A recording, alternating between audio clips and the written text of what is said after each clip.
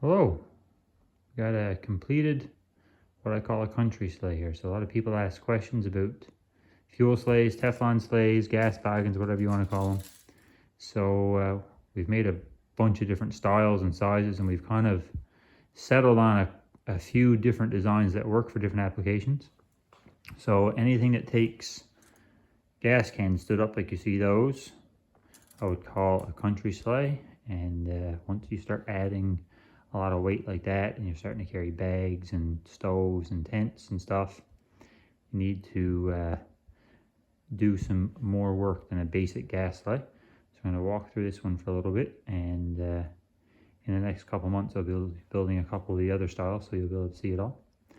So just a couple things. Start off at the front. These hitches are UHMW 3/4 inches for a typical gas sleigh, usually 4 inches wide. But when I'm standing stuff up, I like to make them a bit wider. Helps keep the sleigh from tipping over. And a feature I like to do here is this accessory. So when you're in the woods with these and they're all crossed up and they're tipped, they're really hard to pin to your typical tongue. There's too much weight and you can't tip it. So this can go on a pintle hitch. So we can just pull this, pull that,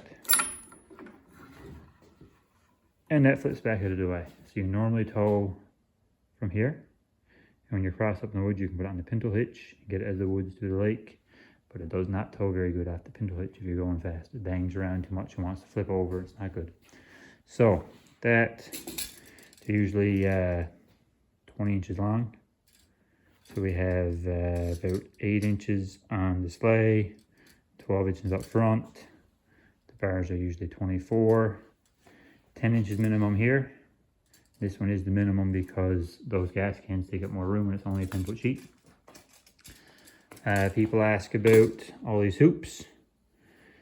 When you lay the gas can down like this, you either have to use 1x2 tubing or add hoops. If not, the gas can pop out over the tube. So I like to add hoops on these sleighs, and you can use rock straps in the necks, back and forth, and put bags there. So on a sleigh like this, we usually have a Rotopack or a Copeland can for injection oil and a duffel bag, and you can usually run another bag or some parts or a tent, whatever you're into, and then some gas cans. This guy I think is going to run oil, bag, 2 gas cans laid down flat, and then 6 stood up. I don't like to bring these big ones any further forward than that, because when you got all that weight in one section and it's hitting the bumps too close to your snowmobile, it rides awful. You can really feel it on your snowmobile. The sleigh, this one for the wide cans, is 23.5 wide, and that allows us room to put in these stiffeners on top. Run the stiffeners in the sections with the big cans, because if not, it gets all out of hand. You see that the tie down loops are not in the middle of the can. They got to be towards the front on these. If not, they slip back over. The ratchet straps do, whereas these tie downs are in the middle of that can. We just use one strap looped over to make an endless strap. Little point here, this bolt in particular at the front of that can at the end of the stiffener is not through that runner. It is only through the sheet. And that allows you to not have a weak point in the runner to go braking. What else is there? There's an extra tie down here. We can just throw a flat can there if we want to travel later. Do the same back here. You see there's all these tie downs in between all the sections. So if you don't want to carry gas cans, you want to carry bags or whatever, you got lots of options. You see we got structure back here. A lot of people don't have that. They just heat up the sheet and bend it up, and they 45 off the runners. I find when you're 45 off the runners, one second, buddy. I find when you're 45 off the runners, it makes it really difficult to push the sleigh backwards in any amount of snow or in your backyard or anything. So I like to heat up the runner and put the bend in it, and then it flattens out if you don't have the bar to support it. And if you don't double up the bar, they actually bend. So that's that. So you just added a piece there so it backs up a bit better. Hope that can help someone. Okay, just a few more things with the sleigh. Hopefully can help someone out. On these big country sleighs, Use a lot of Teflon, a lot of UHMW, whatever you want to call it. So it's 3/4 by 1 7/8, because that's usually what they come, not the full 2 inches up top. It's about 40 inches long. Adds stiffness. These here, 3 inches wide, 2 inches wide, 3 inches wide, and that gives you. It can still flex and move and everything, but it doesn't flap around behind you like a crazy carpet. And you can see how all the bolts are installed. Just using a cheap countersink bit from Princess Auto, nothing fancy. Got a kit of them so you can do your different size bolts. Speaking of bolts, everything needs to be 5/16, like where these bars are bolted on, where the tie ends are bolted on, like there. If you use 1/4, they don't last. We've experimented with T-nuts. In places like this, those zinc plated T-nuts, they look really good when you install them. They break, they don't last, stay away from them. I'm sure there's heavier duty ones, but the general ones that you can get don't last. See, I like to run carbides for running sea ice, keeps the sleigh behind you. But if you run a carbide on a sleigh that's all really flexible, the sleigh just flexes up. You don't get any bite. That's why you see these plates here. So the plate and some gas. This is probably like the last place I would take gas out of. I'd probably take 1 can off the back, so there's not too much weight back there to control. I'd probably take 1 of those cans and 1 of those cans and move around. But I'd probably leave 1 can here to last, keep some weight on the carbides.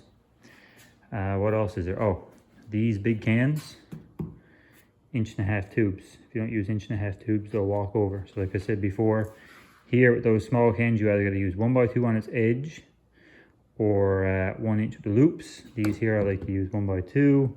There's such a big radius down here, and it gives a good space between the cans so the sleigh can flex more before the cans hit each other. And just show you the arrangement, how we use the ratchet strap on those. So we just buy normal ratchet straps. Sure, you can get endless straps, and some guys got really trick setups with the 1.5 straps and the J hooks and stuff. But I like to get the generic stuff that you can get anywhere, because you can buy any old ratchet strap at any gas station, any community store, and it just works. You don't have to cut the hook off. You can take the hook, flip it up out of the way, put the other hook through the web, and go on. So if you were to break a strap or have an issue with this tie down method, you can just use any ratchet straps. That's how we do that. See there, it's just around the handle. It's hooked back to itself, so we're just making endless ratchet straps that are generic straps. And then up here, you can do this for the bag anywhere because of all the tie down loops. But what we do is we put a rock strap, like the strap part and the bungee part, on each hook, there and there. Or if you're doing it here, you could put them here and here. And we take the strap back through the loop and across to the other one. And then that strap back to the loop and across to the other one. When it's all said and done, we take all this loose junk here and we just ball up and lay on top of the bag. And we take a shorter rock strap and go across to this one over here and nip that all down in place. And we've never lost the bag or had any issues like that. I got an extra one here just because you never know, you might have something awkward there. So I hope that's good. Oh, 3/8 sheet, not 1/4, don't use 1/4. So 3/8 sheet. 3/4 runners, 3 inches on the outside, 2 inches in the middle, stiffener plates. That's my recipe for a country sleigh. It worked out really, really, really good last year. We had 4 of them on a trip. So hopefully I can help someone. And like I said, another few weeks, I'll have something made out of this pile over here. I got another sheet coming, and 12-foot stuff. So lots of stuff pumped out in the next little while, along with a few snowmobile trips.